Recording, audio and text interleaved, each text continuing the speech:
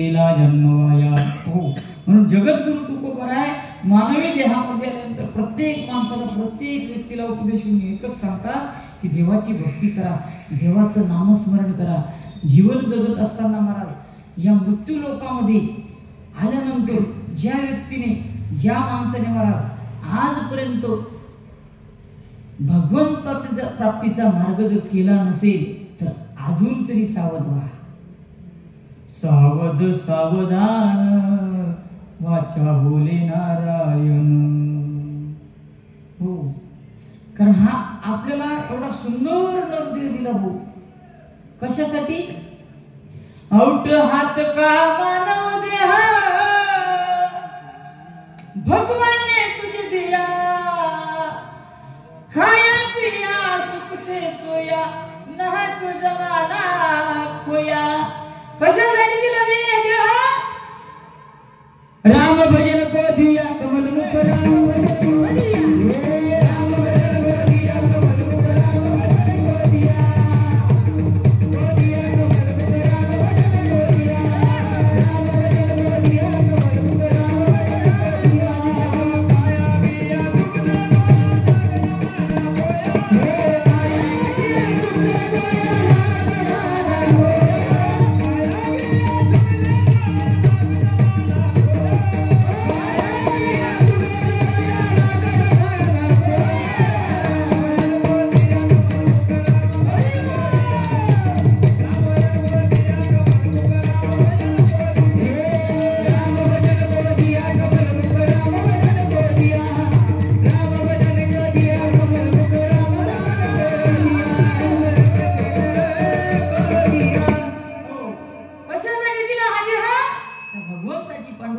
भक्ती करण्यासाठी. कारण हा जीव जो आहे महाराज मानवी जीव आहे ना हा संसारामध्ये भरकटलेला आहे आणि संसारामध्ये जो जीव भरकटला रे भरकटला त्याला दुसरं काहीच दिसत नाही महाराज, काहीच दिसत नाही. परंतु जगद्गुरु तुकोबरायांना त्याचा एका साधकाने विचारलं का हो तुकोबराय तुम्ही 1 तासापासून ओरडून आम्हाला सांगतायत देवाची भक्ती करा, देवाचं नामस्मरण करा, हा संसार आम्ही सोडून द्यायचा का? तुकोबराने त्या साधकाला सांगितलं भाऊ हा संसार रूपी ही माया नदी आहे ना अथांग पाणी आहे, दुःख रूपी पाणी आहे.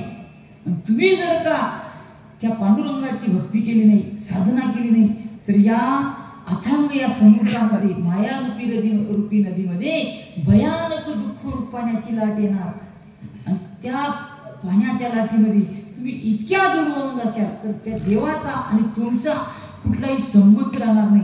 जगद्गुरु तुकाराम महाराज अभंगाच्या दुसऱ्या चरणात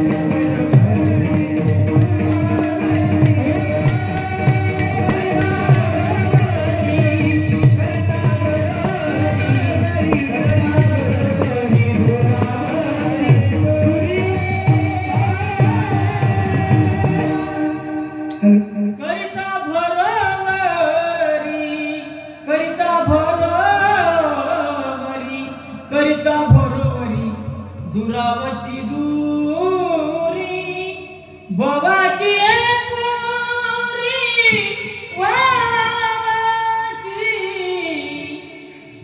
जगद्गुरु तुकोबारांनी सांगितलं की राजा अरे तुझा संसारच करत बसला तर एक दिवशी या संसार रूपी नदीमध्ये भयानक दुःख रूप पाण्याची लाट येणार आणि त्या दुःख रूप पाण्याच्या लाटीमध्ये इतक्या दूर वाहून जाशील तू, इतक्या दूर वाहून जाशील तर देवाचा आणि तुझा कुठलाही संबंध राहणार नाही. नाहीतरी महाराज या नदीमध्ये दुःखच येणार. दुःखाशिवाय काय मिळतं आजपर्यंत? काय मिळालं बरं कोणापासून? संसारापासून आजपर्यंत बऱ्याच लोकांनी संसार केला व आजपर्यंत काय मिळालं? आता इथं बसलेली जेवढी मंडळी, पुरुष मंडळी, मी तुम्हाला जर विचारलं राऊ साहेब कसं काय चाललं, तुम्ही काय म्हणता? काही खरं नाही महाराज. म्हणून या समुद्रामध्ये, या नदीमध्ये दुःखच आहे ना महाराज. दुःखाशिवाय दुसरं काही नाही. माऊली ज्ञानोबा म्हणतात की काही लोक महाराज हे सुखाच्या अपेक्षेने आज सुख मिळेल, उद्या सुख मिळेल, पुढच्या वर्षी सुख मिळेल, त्याच्या पुढच्या वर्षी सुख मिळेल. अरे मिळणारच नाही. कारण माऊली ज्ञानोबा म्हणतात की राजा अरे तुझ्या वृक्षाखाली बसला कधीतरी सुखाची फळं पडतील या अपेक्षेने. माऊली ज्ञानोबा म्हणतात त्या वृक्षाचं मूळ जे आहे ना, मूळ तेच दुःख रूप आहे ना. संसार दुःख मूळ चहुकडे पिंग विश्रांती नाही कोठे.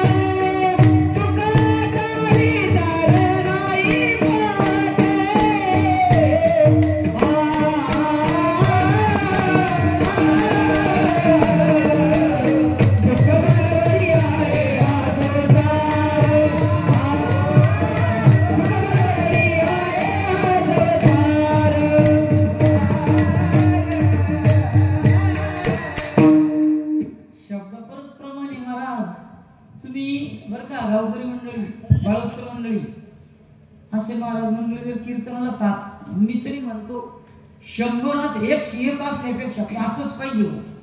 कोण? हा 5च पाहिजे, 5 पांडव.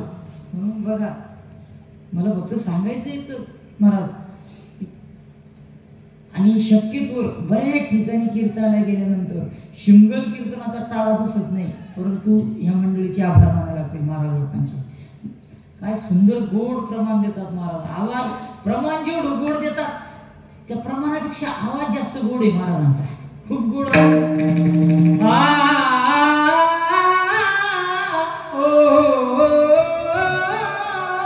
दुःख वादळी आहे हा संसार. दुःखच आहे ना महाराज, सगळीकडे दुःख आहे. आजपर्यंत सुखी कोणी झालं का या संसारामध्ये? कोणीच नाही. लोकांची एक भूमिका आहे, प्रत्येक लोकांच्या प्रत्येक गावामध्ये लोक सुखी कोणाला समजतात बाबा माहिती आहे का?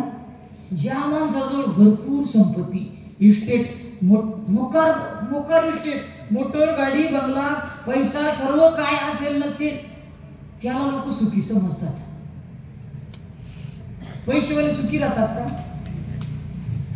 काय झालं आमच्या निफाड तालुक्यामध्ये, मी कीर्तनाला गेलो, ज्याच्याकडे मुक्कामाला गेलो त्यांना घरना साखर कारखाना होता. साखर कारखाना त्यांना घरमध्ये जर पाहे अशा थप्प्या लागेल त्यात साखर नाही होता नाही.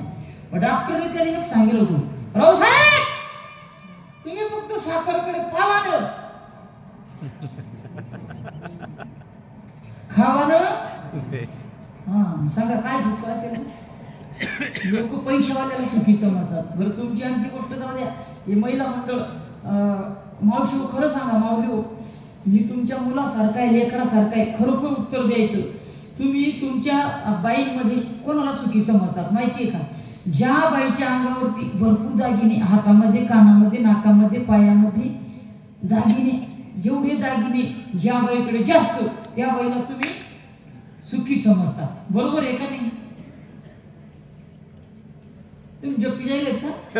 नाही ना?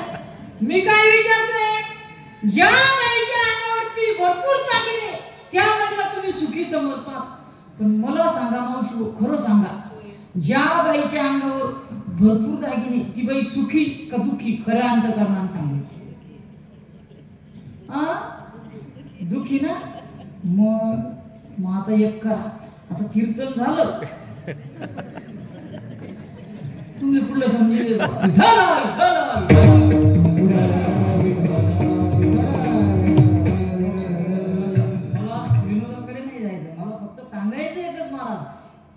या संसारामध्ये सुखी आजपर्यंत कोणीच नाही महाराज. संत कबीरदासजी महाराज म्हणतात की अरे सर्व लोक दुखी आहेत, जो देखे सो दुखिया बाबा, सुखिया कोई नहीं रे. बरं कोण कोण दुखी? राजा दुखिया, प्रजा दुखिया, दुखिया बैरागी रे. सर्व लोक दुखी. बघू देशाचा जो राजा आहे, देशाचा राजा, तो सुद्धा दुखी. म्हणजे कोण दुखी? आपल्या देशाचं कसं होणार, कसं नाही, म्हणजे तो सुद्धा दुखी. देशचा राजा सुद्धा दुखी आणि प्रजा सुद्धा दुखी. म्हणून महाराजांनी प्रमाण दिलं होतं, दुःख बांधवडी आहे हा संसार, सुखाचा विचार नाही कुठे. हो, जर तुम्हाला खरोखर ते देवाच्या चरणाजवळ सुखी महाराज, त्या देवाच्या चरणापर्यंत महाराज जर तुम्हाला पोचायचं असेल, त्या सुखापर्यंत जर पोचायचं असेल, माझे श्री संत नामदेवराय म्हणतात की तुम्हाला देवाच्या चरणाजवळ सुख आहे, त्या सुखापर्यंत पोचायचं आहे ना, तर जा पंढरपुराला जा. सुखा लागी करसी तर तू पंढरीशी जाय एक वेळ, तर तू पंढरीशी जाय एक वेळ. मग भगवानाचे सुख, मग भगवानाचे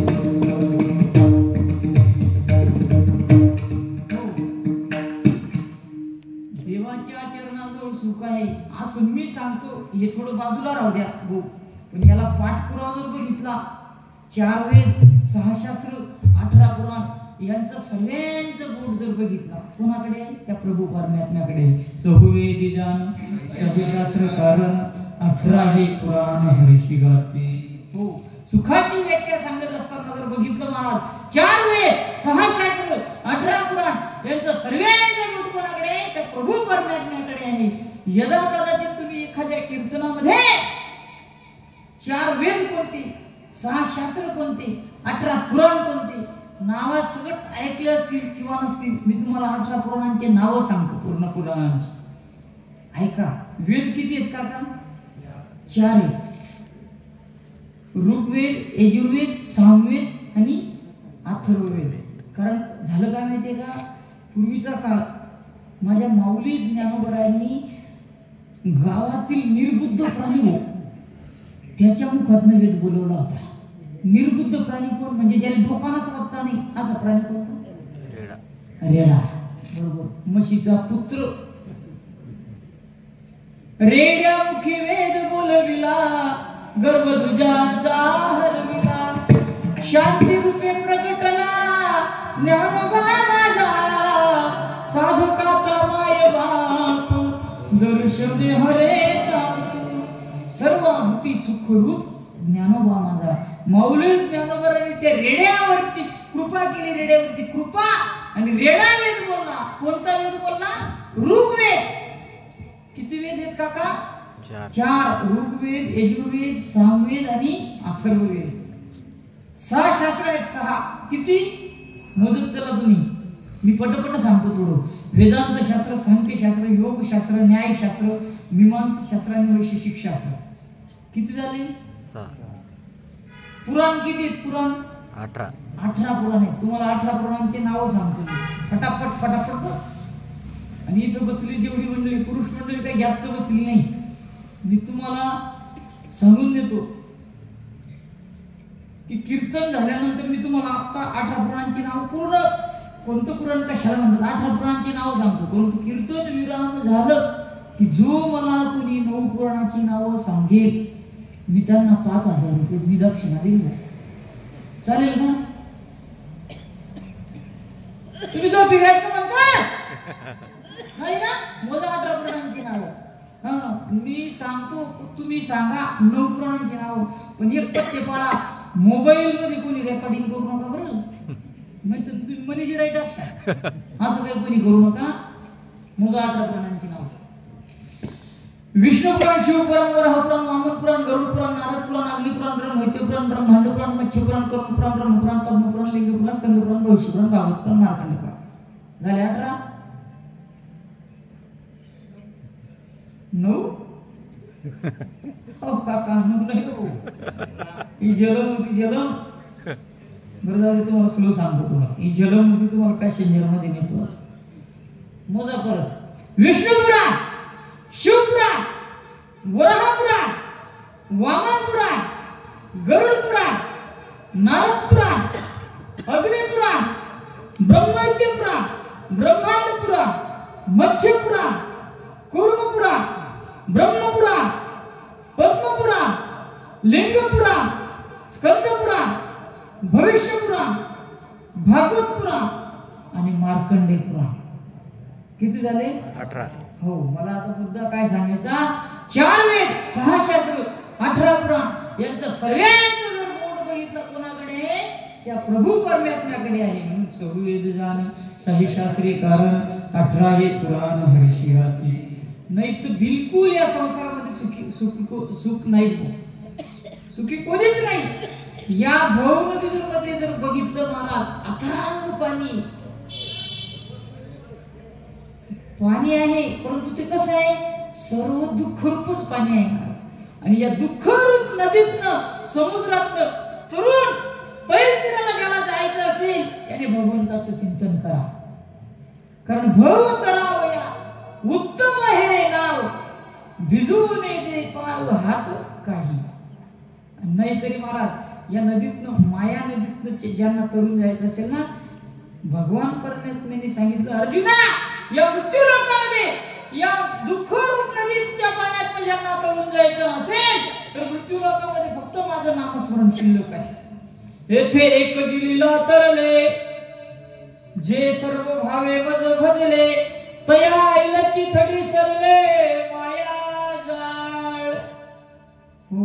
नाहीतरी महाराज त्या गोपिका त्या भगवान परमात्म्याला सतत विनंती करायच्या. काय विनंती करायच्या? कृष्णा हे कन्हैया. सतत विनंती करायच्या. काय विनंती करायच्या? हे कन्हैया, मुझे अपने ही रंग में रंग ले,